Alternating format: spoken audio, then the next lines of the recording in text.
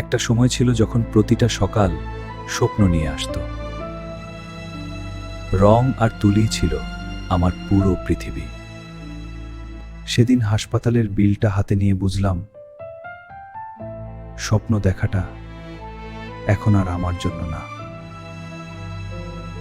চিঠিটা ছিঁড়ে ফেললাম, হাত কাঁপেনি, শুধু ভেতরে কিছু একটা চিরকালের জন্য ভেঙে গেল।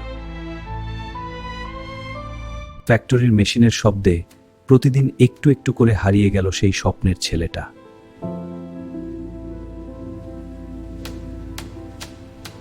বছরের পর বছর কেটে গেল,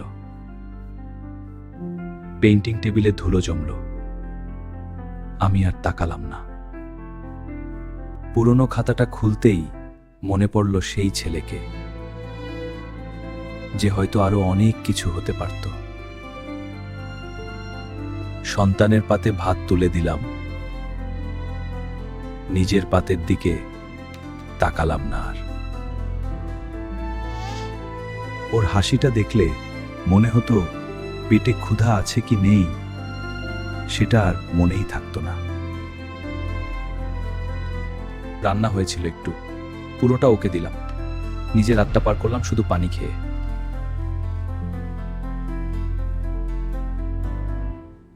রাত গভীর হলে পেট জ্বলত, তবু ভাবতাম তো পেট ভরে ঘুমাচ্ছে, এটুকুই যথেষ্ট। সকালে দুর্বল পায়ে বের হতাম, কিন্তু ঘরে ফেরার পথে হাসিটা কখনো ভুলতাম না।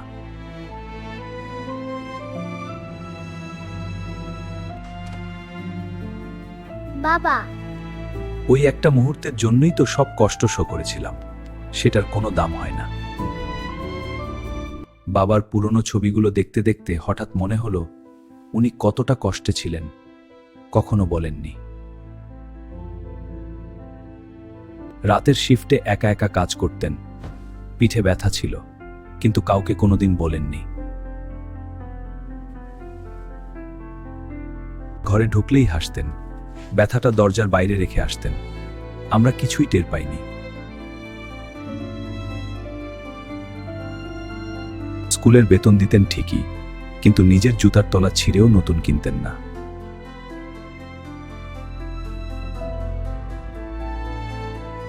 এখন খাবার টেবিলে বাবার চেয়ারটা খালি থাকে, কিন্তু সেই চেয়ারের ভার বুকে চেপে থাকে। বাবার চেয়ারে বসে বুঝলাম উনি কতটা একা বহন করেছিলেন, কাউকে না জানিয়ে।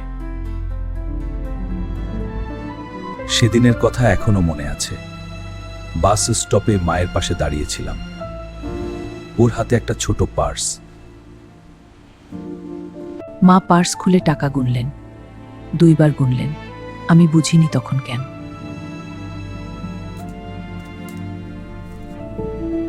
সব টাকাটা আমার পকেটে দিয়ে দিলেন, তারপর হাসলেন যেন কিছুই হয়নি।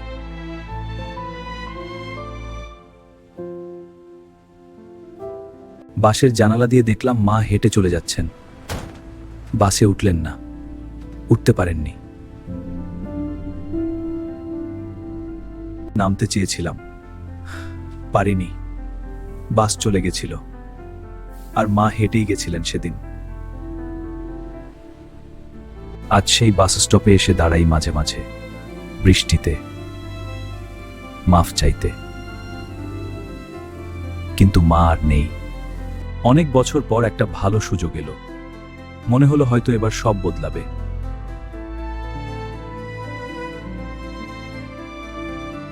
সেদিন বন্ধু বলল তার সংসার ডুবছে, কাজ নেই, ঋণ আছে, পরিবার পথে বসার জোগাড়।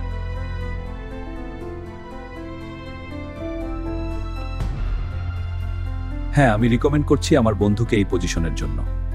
সেই রাতে ফোন করে বন্ধুর নামটা দিয়ে দিলাম, নিজেরটা আর বললাম না। বন্ধু চাকরি পেয়ে লাফাচ্ছিল, আমি দূর থেকে দেখলাম, বুকটা ভরে গেল। হ্যাঁ, পেয়েছি, আমি এত খুশি।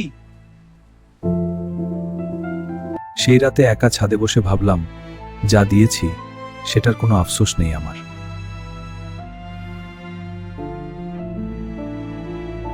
ভালোবাসাটা কেউ দেখেনি, কিন্তু যাদের জন্য দিয়েছিলাম তারা ভালো আছে, এটুকুই আমার সব।